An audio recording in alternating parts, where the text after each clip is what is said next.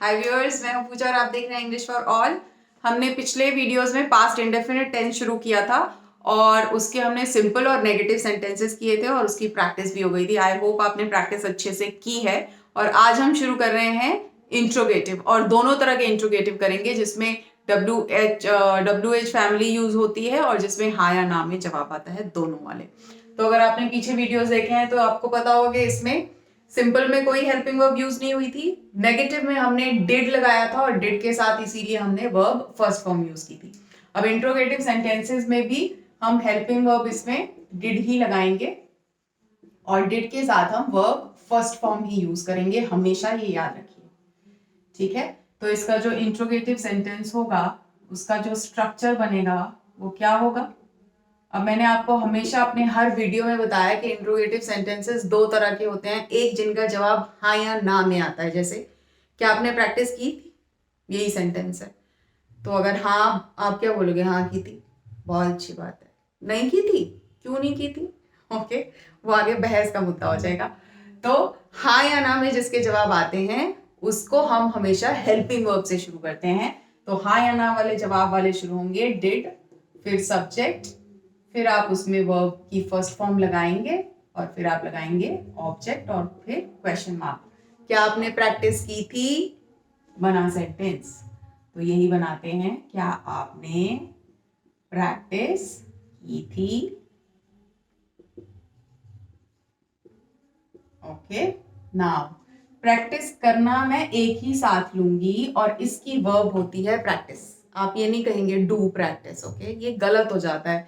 ये होता है हिंदी टू इंग्लिश बनाना, जिसमें हम हिंदी का हर वर्ड इंग्लिश में ट्रांसलेट करने की कोशिश करते हैं, जो कि गलत होता है। क्यों होता है? क्योंकि इंग्लिश एक अलग लैंग्वेज है, उसके रूल्स थोड़े अलग हैं, ओके। तो इंग्लिश में प्रैक्टिस करना ही प्रैक्टिस होता है, ओके, उसमें करना जुड़ा हुआ है। अगर वो नाउन, प्रैक्टिस नाउन भी होती है। हियर अगर आप प्रैक्टिस को वर्ब की तरह यूज कर रहे हैं तो वो प्रैक्टिस करना मतलब प्रैक्टिस करना। तो क्या आपने प्रैक्टिस की थी, तो ये किससे शुरू होगा, डिड, आपने की इंग्लिश, यू, और फिर verb first form, did you practice. ये सेंटेंस मेरा पूरा है, क्या आपने प्रैक्टिस की थी। अब आप इसका जवाब देंगे हाँ मैंने की थी, तो वो सिंपल बन जाएगा, यस आई डिड। इसको दो तरह से लिख सकते हैं, यस आई डिड या फिर यस आई प्रैक्टिस की सेकंड फॉर्म लगाएंगे। याद है ना, उसमें सेकंड फॉर्म लगानी थी सिंपल सेंटेंस में, यस आई डिड या यस आई प्रैक्टिस्ड। और अगर आपको कहना होगा नहीं तो नेगेटिव सेंटेंस बन जाएगा और वो बनेगा नो आई डिडंट, नहीं मैंने नहीं की, ओके। और अगर आप डिडंट के आगे प्रैक्टिस लगाना चाहते हैं तो फर्स्ट फॉर्म आएगी no I did not practise, खत्म।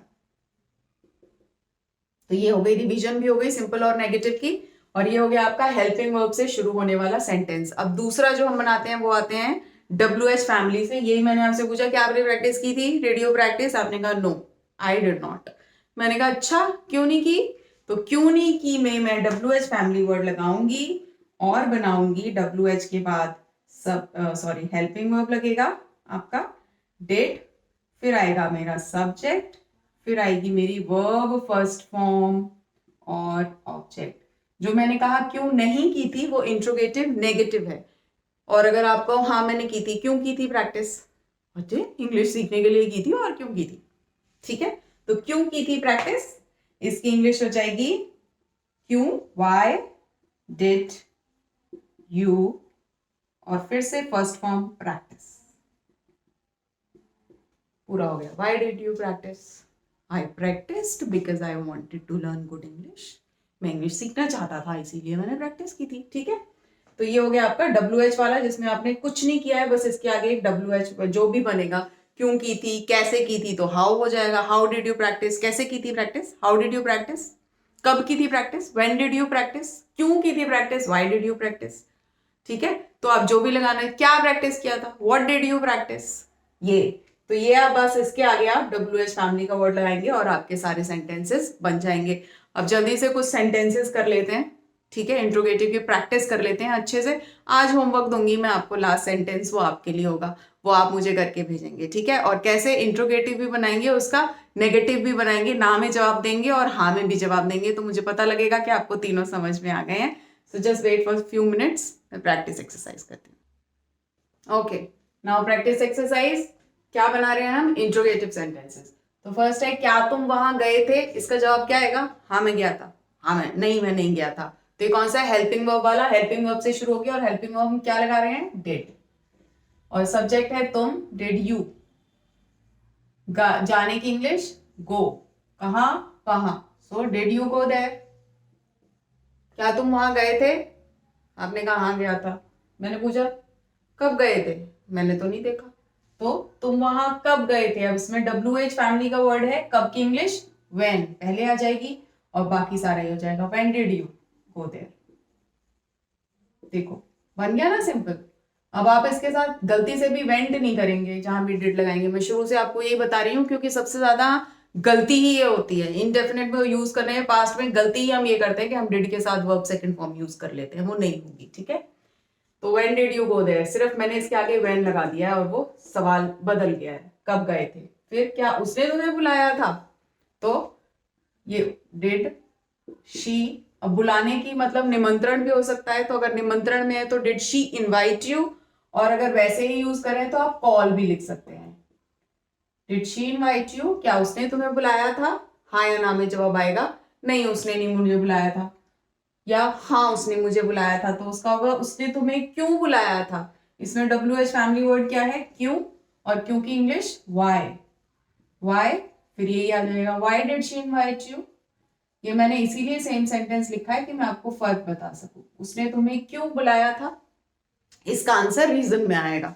उसने मुझे बुलाया था क्योंकि वो मेरी अच्छी फ्रेंड है. उसने मुझे बुलाया था क्योंकि उसको मुझे पार्टी में बुलाना था. जो भी हुआ. ठीक है. नेक्स्ट है, क्या वह वहां आई थी? अब मैं किसी थर्ड पर्सन के बारे में पूछ रही हूँ कि वो भी आई थी क्या वहां पे? तो इसका भी आंसर हाँ या ना में आएगा. तो हेल्पिंग वर्ब से शुरू होगा डिड.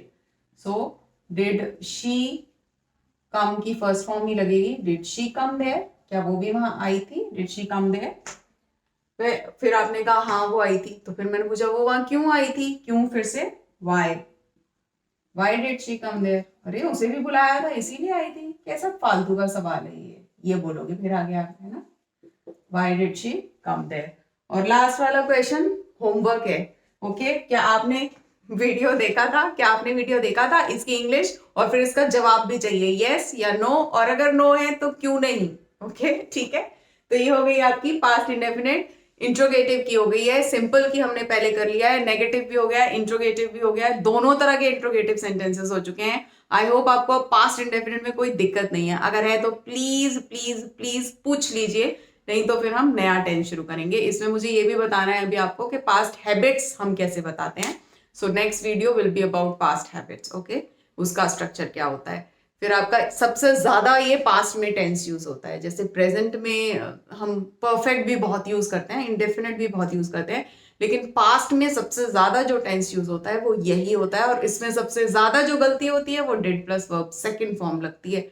अच्छे मतलब लर्नेड पीपल भी ये गलती करते हैं. तो आप प्लीज मत कीजिएगा. प्रैक्टिस अच्छे से कीजिएगा, अच्छे से सीखिएगा. And if you like the video then please like share and subscribe. कोई भी दिक्कत है right in the comment section. I'm here to attend. Okay. Thanks for watching.